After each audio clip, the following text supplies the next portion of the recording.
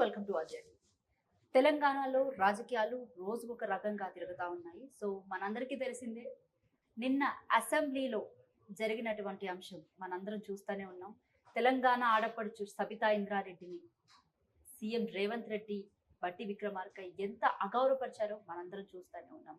So ఒక్కసారి వీటి మీద డిస్కషన్ చేసే ప్రయత్నం చేద్దాం. ఎందుకంటే సభను తప్పుదోవ పట్టించే ప్రయత్నంగా ఏవైతే ఈ 420 హామీలు కానివ్వండి, ఇచ్చిన గ్యారంటీలు కానివ్వండి, బడ్జెట్ సమావేశాలు అని చెప్పి ఈ డిస్కషన్ కాకుండా మిగతావి ఏదైతే పర్సనల్ టార్గెట్స్ చేస్తూ ఇలాగా సభను తప్పుదోవ పట్టించే విధంగా అయితే రోజు మనం బడ్జెట్ సెషన్స్ లో అయితే చూస్తున్నాం. ఒకసారి వీటి మీద డిస్కషన్ చేసే ప్రయత్నం చేద్దాం. ప్రస్తుతం మనతో పాటు మాజీ మంత్రి పొన్నాల లక్ష్మి గారు ఉన్నారు. నమస్తే సార్. నమస్కారం. బాగున్నారా సార్? రైట్ సార్, నేను ఇంకా పర్టికులర్ గా చెప్పక్కర్లేదు, మీరు వినే ఉంటారు కదా చెప్పింది. సో అంటే బడ్జెట్ విషయాలు పక్కన పెట్టి, బడ్జెట్ గురించి డిస్కషన్ పక్కన పెట్టి, తెలంగాణ రాష్ట్రానికి సంబంధించిన అంశాలన్నీ పక్కన పెట్టి, ఈ పొలిటికల్ గా సబితా ఇంద్రారెడ్డిని కానివ్వండి, లేకపోతే మిగతా ఆడవాళ్ళని కానివ్వండి, ఇలాగ పర్సనల్ టార్గెట్ చేయడం, అది కూడా అసెంబ్లీ సాక్షిగా ఆడవాళ్ళని అగౌరవపరచడం ఎంతవరకు కరెక్ట్? అది కూడా అసెంబ్లీ సాక్షిగా అంటే అసెంబ్లీ బయట చేస్తాను మీ ఉద్దేశం కాదు కదా. మరి అటువంటి అది కాదు. ఒకటి, రేవంత్ రెడ్డి కాంగ్రెస్ ముఖ్యమంత్రి, ఆయన టీఆర్ఎస్ పార్టీ నాయకులకు సలహాలు ఇస్తున్నాడు. అది కూడా అసెంబ్లీ సాక్షిగా. మీరు అన్నట్టు ప్రతిపక్ష పార్టీకి సలహాలు అంతటి భారీ హృదయమా? ఇది నమ్ముతారా ఎవరన్నా? నువ్వు చేస్తావా? నిజంగా చేస్తున్నావా? ప్రతిపక్షం బాగుండాలని చేస్తున్నావా? మరి అటువంటి మనసున్నవాడు ఇన్ని రోజులు నీ మాటలు ఎట్లా ఉన్నాయి అదే అసెంబ్లీ వేదికగా? సరే, మహిళామణులు నమ్మొద్దు అట. ఓహో, అసెంబ్లీలో వెనక కూర్చున్న వాళ్ళు నమ్మొద్దు అట. అక్కల్ని నమ్ముకుంటే జూబ్లీ బస్ స్టాండే గతి. అదే ఇక అన్నీ అంటాడు. మళ్ళీ ఆ దిక్కుమాలిన మాటలు నాతోటి ఎందుకు అర్పిస్తారు మళ్ళీ? పర్వాలేదు. నేను అనేది ఏంటంటే, ఇది అవసరం లేదు, అప్రస్తుతం. ప్రైవేట్ సంభాషణలో ఏదో జరిగింది, నమ్మొద్దు. సరే, నీకు ప్రైవేట్ సంభాషణలో నమ్మొద్దు అని చెప్పేవాడివి, నువ్వు ఎంతమందితోటి ఎన్ని మాట్లాడావో మాకు తెలీదా? అవన్నీ అసెంబ్లీలో మాట్లాడిస్తే మాట్లాడించే ప్రయత్నం చేస్తావా? ఒప్పుకుంటావా? నువ్వు ఏమేమి హామీలు ఇచ్చావో, ఎవరికేమి ఇచ్చావో, తర్వాత హామీలు ఎలా ఇది చేస్తున్నావో, లేకపోతే నమ్మించింది ఏమిటో చెప్పలేరా? చాలామంది ఉన్నారు చెప్పేవాళ్ళు. ఇది వేదికనా? ఈ వేదిక దేనికి? ప్రభుత్వం ఇప్పుడు రాజకీయాలు, ఎన్నికలు, అధికారంలోకి వచ్చారు. అధికారంలోకి వచ్చిన తర్వాత బడ్జెట్ చేస్తున్నారు. ఒకటే మాట. సరే, ఎన్నికలప్పుడు రకరకాలుగా మాట్లాడుతున్నారు రాజకీయ పార్టీలు, కానీ పేదల గురించి మాట్లాడేదైతే ఎప్పుడు ఒకటే ఉండాలి కదా. గతంలో ఉన్న సంక్షేమ పథకాలు కొనసాగిస్తూనే మేము ఇచ్చిన హామీలు నెరవేరుస్తామని ధైర్యంగా అసెంబ్లీ సాక్షిగా, లేకపోతే బయట చర్చలో మాట్లాడే దమ్ము, ధైర్యం ఉందా నీకు? అంటే కాలయాపన చేయడం, అటెన్షన్ డైవర్ట్ చేయడం, ఇది కొద్ది రోజులే. ఇప్పుడు ప్రశ్నలు సమాధానాల సమయాన్ని కూడా తీసేశారు కదా. అంటే ఉన్నట్టు బడ్జెట్ మీద మాట్లాడదామనే కదా. మరి ఈ మాట ఎందుకు వచ్చింది? అంటే ప్రతిపక్ష సభ్యులుగా లేవనెత్తిన బడ్జెట్ మీద అంశాలు మీరు సమాధానం చెప్పుకోలేక, సమాధానం చెప్పలేని దైన్యస్థితిలో ఉండి బింకాలు పలుకుతూ పెద్ద పెద్ద అడ్వర్టైజ్మెంట్లు, అది కూడా ప్రభుత్వ సొమ్ముతోటి అడ్వర్టైజ్మెంట్లు ఇచ్చుకుంటూ, ప్రకటనలు ఇచ్చుకుంటూ, అసెంబ్లీ లోపల వీటి గురించి చర్చ రాకుండా ఉండడానికి, ప్రజలకు దృష్టి పడకుండా ఉండడానికి మీరు ఇటువంటి అంశాలు లేవనెత్తి చేసేది సమ్మతం కాదు. You are not working in the interest of the people, not working in the interest of the state. అది చాలా స్పష్టంగా కనపడుతున్నది. ఎట్లా మాట్లాడతారు? వాళ్ళని నమ్మొద్దట, ఆ కథ అంతా ఆయన చెప్తాడట. ఏదో పార్టీ మారమన్నారట. పార్టీ మారుమని అన్నారు అని చెప్పి అతను ఎన్ని పార్టీలు మారాడు?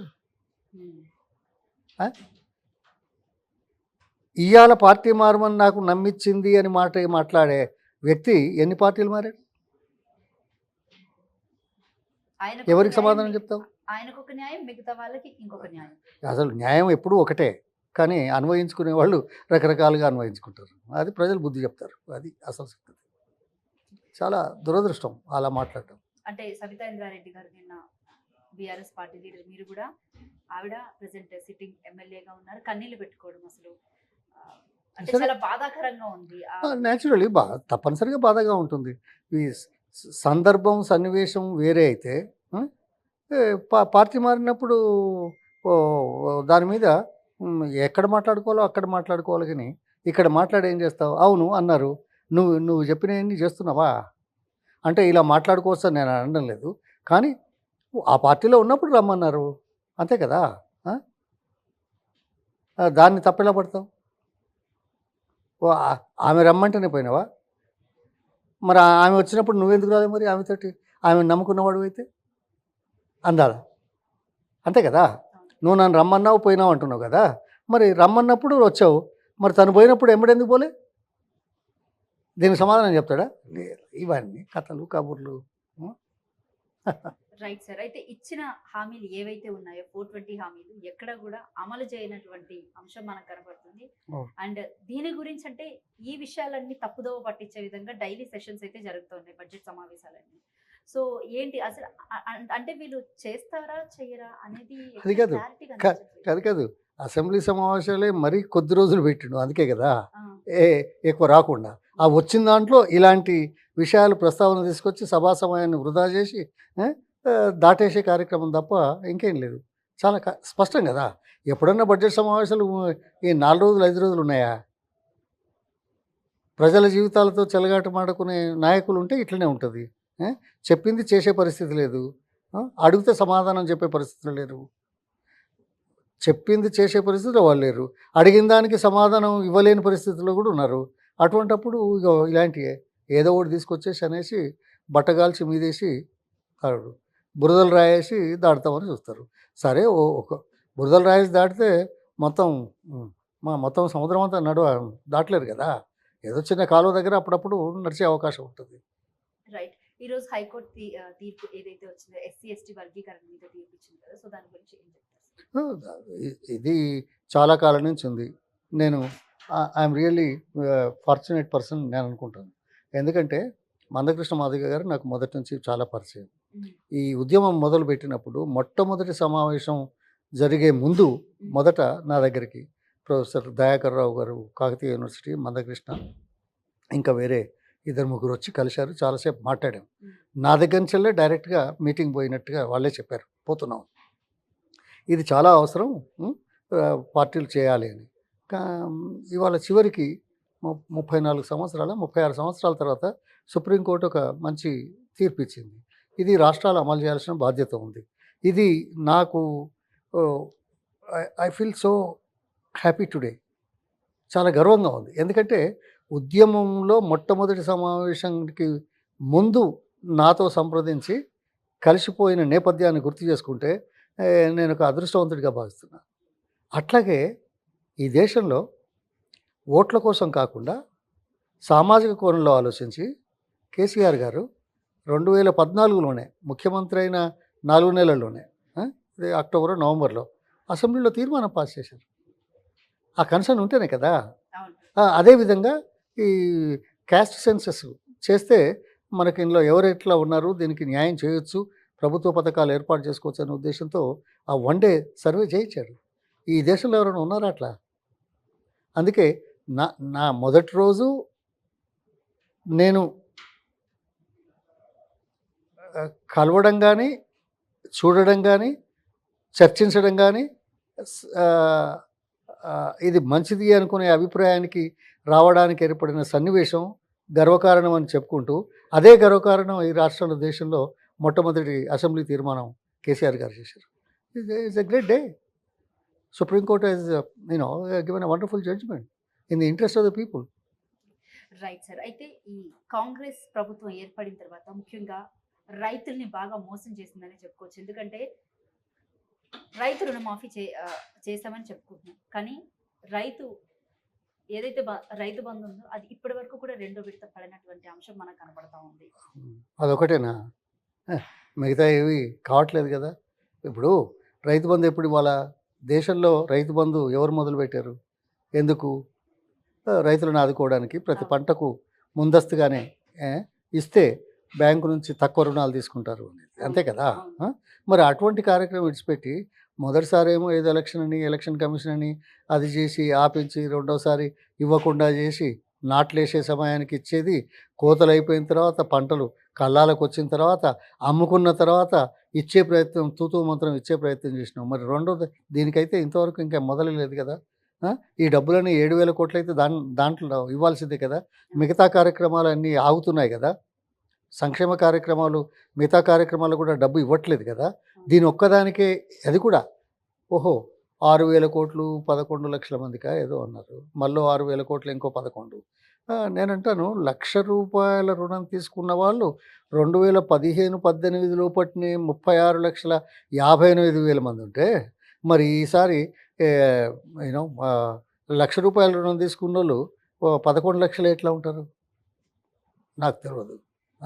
మిగతా వాళ్ళంతా వద్దని డబ్బులున్నాయని తీసుకోకుండా ఉన్నారా? లేకుంటే మన లెక్కలు సరిగ్గా లేవా? లేకుంటే తప్పుడు సమాచారం ఇచ్చి ఇస్తున్నానని భ్రమింపజేయడం చేసే ఎత్తుగడా? ఆ? రాష్ట్రంలో ఉన్న రైతుల సంఖ్య అయితే తగ్గదు కదా. తగ్గదు. తగ్గదు. రుణాలు తక్కువ తీసుకుంటున్నారా అప్పటికిప్పటికి? ఆ రోజుల్లో 17,000 కోట్లు ఏదో ఇచ్చారు కదా. అవును. అదే ఈ రోజుల్లో ఏదో ఇంకా ఎక్కువ అవుతుంది కదా న్యాచురలీ. ఇప్పుడు ఆ రోజు బడ్జెట్ ఎంత, ఈ రోజు బడ్జెట్ ఎంత? కాలానుగుణంగా అన్నీ పెరుగుతాయి కదా, అవసరాలు పెరుగుతున్నాయి కదా. మరి ఈరోజు అప్పులు ఎందుకు తక్కువ అంటే రైతులు ఎందుకు తక్కువ వచ్చారు? ఈ ప్రశ్నకు సమాధానం ఎవరు చెప్పాలా? ఆ రోజు రైతులు ఎక్కువ మంది ఎందుకున్నారు, ఈరోజు తక్కువ మంది ఎందుకున్నారు? అంటే ఇది మోసం కాదా, దగా కాదా, అన్యాయం కాదా, పబ్లిసిటీయే కదా. అవును. ప్రభుత్వ సొమ్ముతోటి పబ్లిసిటీ, మళ్ళీ అది కూడా అసలే పైసలు లేవు అంటే. ఎందుకంటే ఇదంతా రావద్దు కదా. ఏది ఈ స్కీమ్కి రాలేదు, ఆ స్కీమ్కి లేదు, ఇది ఇవ్వలేదు, అది ఇవ్వలేదు, అందులో అసెంబ్లీ సెషన్లో ఉంది, అసెంబ్లీ అప్పుడు ఇంకా ప్రచారం ఎక్కువవుతుంది అని చెప్పి దాన్ని అధిగమించడానికి ప్రభుత్వ సొమ్ముతోటి పబ్లిసిటీ ప్రకటనలు, అడ్వర్టైజ్మెంట్లు బయటకు వచ్చి ఈ రకంగా. అది కాదు, రాష్ట్రంలో రైతులు తగ్గిపోయారా? దీనికి ప్రభుత్వం ఏం సమాధానం చెప్తుంది? రైట్. మీరు ఒక పోస్ట్ విడుదల చేశారు మొన్న మధ్య నుంచి రైతు రుణమాఫీ స్కామ్ అని చెప్పి. ఒకసారి దాని గురించి ఏంటి సార్ అంటే మాకు ఏమైనా చెప్తారా? అంటే రైతు రుణమాఫీ స్కామ్ అని చెప్పేసి మీరు ఒక పోస్ట్ రిలీజ్ చేశారు. రైతు రుణమాఫీ స్కామ్ కాదమ్మా, సివిల్ సప్లైస్ది. మా దురదృష్టం ఇప్పుడు మీడియాలో ఉన్న మీరే ఓదానికి పొంతన లేకుండా చెప్తే మేము ఏమనాలా? జనాలకు చేరాలి కదా. అవును. నేనేమన్నానంటే ప్రజల సొమ్ముతోటి ప్రభుత్వ సొమ్ముతోటి నువ్వు అడ్వర్టైజ్మెంట్ ఇచ్చి తక్కువ మంది రైతులు ఉన్నారు, తక్కువ మందికి ఇస్తున్నావు అనే మాట చెప్తున్నావు.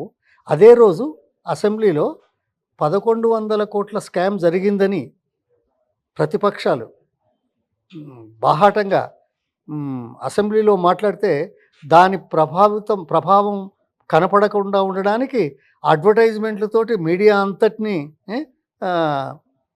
ఇచ్చేసి దాన్ని ఏమంటాం ఇన్ఫ్లుయెన్స్ చేసి మీరు అది రాకుండా చేశారు. లేకుంటే అది టాప్ హెడ్లైన్స్ వచ్చేది కదా.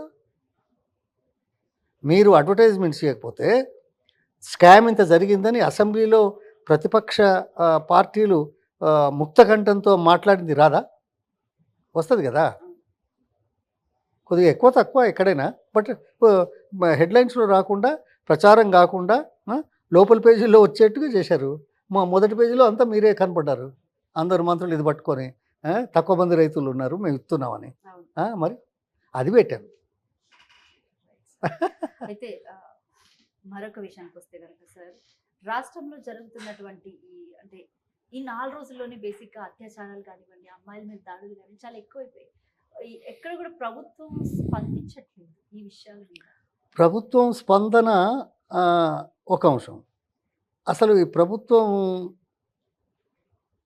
వ్యవస్థ మీద దృష్టి పెడుతున్నదా? వ్యవస్థలో జరుగుతున్న విషయాల మీద సమీక్షిస్తున్నదా? ప్రభుత్వం అంటే బయట ఉన్న వాళ్ళకి ఏమైనా భయం భక్తి ఉందంటారా? ఏం చేసినా వెళ్తుంది, వీళ్ళు పట్టించుకోరు, తర్వాత మనం తప్పించుకోవచ్చు, అనే ఆలోచన ప్రజల్లోకి వచ్చిందంటే ఈ ప్రభుత్వం మీద ప్రజలకున్న ఆ, నమ్మకం ఆర్ దాన్ని ఏమంటారు అది పూర్తిగా లేకుండా పోయింది. ఏదైనా చేయొచ్చు అనుకునేది ఎట్లా అవుతుంది? ఏం చేసినా ఏం కాదు అనుకుంటే ఏమన్నట్టు? ఇవి ప్రభుత్వాలు పట్టించుకోవు. వాళ్ళు పట్టించుకున్నట్టేనే లంక బిందెలు, ఇంకేదో బిందెలు. అంత తప్ప ఇంకోటి కాదు. ఒక నాయకుల, మంత్రుల నోట్లోంచి లంక బిందెల మాటనా? మన దృష్టి అంతా అటే ఉన్నట్టు కదా. మా వీటి మీద లేదు కదా. ఇవాళ పవర్ మీద నేను చెప్పాను. జూబ్లీ హిల్స్ 92 రోడ్ నంబర్ ప్రతిరోజు ఎన్నిసార్లు డిస్టర్బ్ అవుతున్నదో చెప్పాను కూడా అధికారులకు. శాశ్వత ప్రాతిపదికన ఎందుకు చేయరు? అప్పటికి ఇప్పటికి తేడా అయింది అంతే కదా. అదే ప్రాబ్లం. సరే, ఎన్నికలకి ముందు మీరు పార్టీ నుంచి, కాంగ్రెస్ పార్టీ నుంచి బయటకు వచ్చినప్పుడు బీసీలకి టికెట్లు ఇవ్వరా అని చెప్పేసి మీరు ఒక వర్డ్ యూజ్ చేయడం జరిగింది. బీసీలకు టికెట్లు ఇవ్వరా అని నేను అన్నానా? మొదటి నుంచి అంటున్నాం. సరి అయిన ప్రాతినిధ్యం కావాలి, ఉంటే మంచిది. సమాజంలో అందరు ఉన్నారని. నేను ఏదో బీసీల కోసమే మాట్లాడినని అనడం సరే, ఓకే అన్నాం. అంటే కాంగ్రెస్ ఒక్క పార్టీ నిమిషం, కూడా ఇది ఒక్క వరకు నిమిషం, ఈ ఒక్క అంశాన్ని నిమిషం, లేవనెత్తింది. ఒక్క నిమిషం. ఇప్పుడు ప్రజాస్వామ్యంలో ఒత్తిడి అవసరం. ఒత్తిళ్ళు అన్యాయం జరుగుతున్న చోట ఒత్తిడి తీసుకురావాల్సిన అవసరం ఉందనేది మనం గుర్తించాలా. ఆ విషయం లోపల అన్యాయం జరుగుతున్నదనేది తీసుకురావడానికి చెప్పిన విషయం. ఆ? కానీ ఏ ఒక్కరికో లాభం చేయమని పోరాటం చేసింది కాదు. అందుకే ఏమన్నాం? ఒత్తిడి, ప్రజాస్వామ్యంలో ఒత్తిడి. ఒత్తిడిలో ఏంటిది? పార్టీలో ఉన్న అందరూ కలిసి సమావేశం ఏర్పాటు చేసుకున్నాం. ఒక పొన్నాల లక్ష్మి ఏంలే, పార్టీలో బీసీ నాయకులందరూ కలిసి ఏర్పాటు చేసిన సమావేశంలో తీర్మానం చేశాం చాలా సీట్లు ఇవ్వాలని. అది కాకుండా మన కేంద్ర పార్టీ నాయకత్వం వాళ్ళ రెజల్యూషన్ పాస్ చేశారు. దాని ప్రకారం ఇచ్చారా? వీళ్ళు ఒప్పుకున్నారు పార్లమెంటుకు 2 బీసీల సీట్లని. 34 రావాలా? ఇచ్చారా? ఇవ్వలేదు కదా. అగో అదే బీసీ డిక్లరేషన్ చేసిన కామారెడ్డి ఏరియాలో బీసీలకు ఏమైనా ఎమ్మెల్యే సీట్లు ఇచ్చారా? అటే ఉన్నట్టు పోయారే. అందుకోసం ఏదో తూతూ మంత్రంగా చేసి ఆ పూట నమ్మించడానికి చేసే ఎత్తుగడలు తప్ప న్యాయం జరగట్లేదని ఎప్పుడైనా అంటారు. న్యాయం కోసం పోరాడే వాళ్ళు ఎప్పుడైనా అంటారు. అది రైట్. ఇప్పుడు కాంగ్రెస్ పార్టీకి సంబంధించిన ఎమ్మెల్సీ ఒకరు రీసెంట్ గా బీసీ డిక్లరేషన్ తీసుకుని తీర్మానం చేశారు కదా ఆయన. అంటే బీసీ నినాదం ఎత్తుకుంటున్నారు ఆయన. సో ఆయన గురించి ఏం చెప్తారు? సరే, ఇప్పుడు ఈ ఒత్తిడి కావాలని నేను మొదలే అన్నాను. ఆ ఒత్తిడికి అనుగుణంగా గతంలో ఎన్నోసార్లు సమావేశాలు పెట్టాము. ఈ రోజు కూడా మళ్ళీ కొంతమంది ఒక సమావేశం పెట్టారు. తప్పే ఉంది అందులో? న్యాయం జరగట్లేదు అనేది కదా. మా ఏంటిది జనాభాకు అనుగుణంగా మా వాటా రావాలని కోరుకోవడం తప్పు కాదు కదా. అది ఎప్పుడో అప్పుడు అన్నారు, ఇప్పుడు అన్నారు కదా. ఎప్పటికీ అంటూనే ఉన్నారు, కానీ జరగట్లేదు. అదే బాధ. సరే, అవకాశం వచ్చింది, వీళ్ళు కోసం కూర్చున్నారు. ఇది నిరంతరం కొనసాగుతూనే ఉంది. ఏ ఒక్క నాడు ఆగలేదు అది. కానీ అది కార్యరూపం దాల్చట్లేదు. వచ్చిన ప్రాబ్లం. Right sir. అయితే last and final question, Musi నది ప్రక్షాళన ఏదైతే ఉందో దానికి 1500 కోట్లు రిలీజ్ చేశారు మొన్న మధ్య. సో ఏంటి అంటే ఆల్మోస్ట్ 55 కిలోమీటర్స్ ఉన్న మూసీ నది ఈ 1500 కోట్లు అసలు ఏ మాత్రం సరిపోతుంది? అంటే వీళ్ళు డిక్లేర్ చేసింది ఎంత? 1,50,000 కోట్లు. కానీ వీళ్ళు ఇప్పుడు ఫస్ట్ అలాట్ చేసి మాత్రం 1500 కోట్లు మాత్రమే. అండ్ మూసీ నదికి సంబంధించి చుట్టూ, అంటే దాని చుట్టూ ఆల్మోస్ట్ 400 నుంచి 500 వరకు అక్రమ కట్టడాలు ఉన్నాయి. సో వాటిని అన్నిటిని తీయించాలంటే కూడా చాలా డబ్బు ఖర్చు అవుతుంది. సో ఏంటంటే అసలు అవుతుందంటారు ఈ ప్రక్షాళన అనేది? ఇప్పుడు ఎన్విరాన్మెంట్ని కాపాడుకోవడం, సుందరీకరణ చేయడం, పెట్టుబడులు అధికంగా రావడానికి, మంచి పట్టణం అని అనిపించుకోవడానికి చేసే ప్రయత్నాలు ఎప్పుడూ జరుగుతాయి, ఇవాళ కొత్తగా. కానీ 2,91,000 కోట్ల బడ్జెట్ ప్రతిపాదించినా చివరికి ఎంత ఖర్చు పెడతామో మనకు తెలుసు. మొదలు 50,000 కోట్లు, 1,00,000 కోట్లు, 1,50,000 కోట్లు. అదే ఆ కొడంగల్ లిఫ్ట్ ఇరిగేషన్ తిరిగా మొదలు 2009, తర్వాత 4,000 పైసలకు. సరే, అంటే ఇవన్నీ వాళ్ళన్నట్టుగా లంకెబిందెలు కోసం చేస్తున్నట్టు అనుకోవాలా? సాధ్యమవుతుందా? గతంలో ప్రతిపాదించిన అంశాలు పూర్తి చేయడానికి ఏం, మీ- మీరు చేస్తామని ఎందుకు చెప్పట్లేదు? ఇవాళ కొత్తగా ఏదో మొదలుపెట్టిన చేస్తున్నారు. ఇప్పటివరకే టీఆర్ఎస్ ప్రభుత్వమే మొదలుపెట్టింది. ఆ? ఆ మొదలుపెట్టింది ఇంకా పనులు జరగాల్సిన అవసరం ఉంది. వాటి ప్రస్తావన లేదు. ఏవో ఎట్లాగో తీసుకురారు. ఎందుకంటే వాళ్ళకు రేట్ వస్తుంది, మనం మాట్లాడితే ఈ మీడియాలో బాగా వస్తుంది కాబట్టి ఆ మాట మాట్లాడరు. కానీ మీరు 50,000 కోట్లేంది, 1,00,000 కోట్లేంది, 1,50,000 కోట్లేంది, 1,500 కోట్లు పెట్టుడేంది? ఆ? ఈ 1,500 కూడా గతంలో ప్రతిపాదించి కొనసాగుతున్న పనులకు ఖర్చు పెట్టడానికే కదా! అది అందులో భాగంగా కదా! మీరనే దాంట్లోనే అంతర్భాగంగా గత ప్రభుత్వం చేపట్టిన కార్యక్రమాలే కదా! అందుకోసం ఇది నమ్మబలికే వ్యవహారం అంతే తప్ప ఇంకేం లేదు. అవదంటారు. అవదని ఎందుకంటాను? అవదని ఎందుకంటాను? బడ్జెట్ ఉందా? ఇప్పుడు నడిచే సంక్షేమ కార్యక్రమాలకే డబ్బు ఇవ్వట్లేదు. కొత్తదానికి ఈ రకంగా ఏషాలేసి మాట్లాడుతున్నారు. మరి 1,50,000 కోట్లు రాష్ట్ర బడ్జెటు 5 సంవత్సరాలు కావచ్చు, 10 సంవత్సరాలు కావచ్చు, లేకుంటే 7 సంవత్సరాలు కావచ్చు. అది సాధ్యమవుతుందా?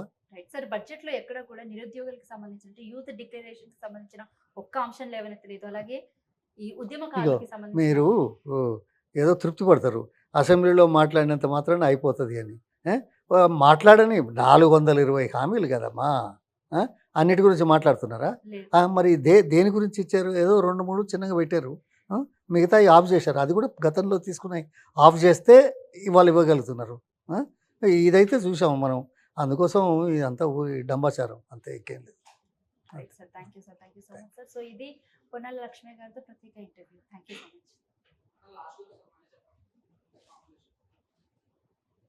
సో ఇది పొన్నాల లక్ష్మి గారితో ప్రత్యేక ఇంటర్వ్యూ. Thank you.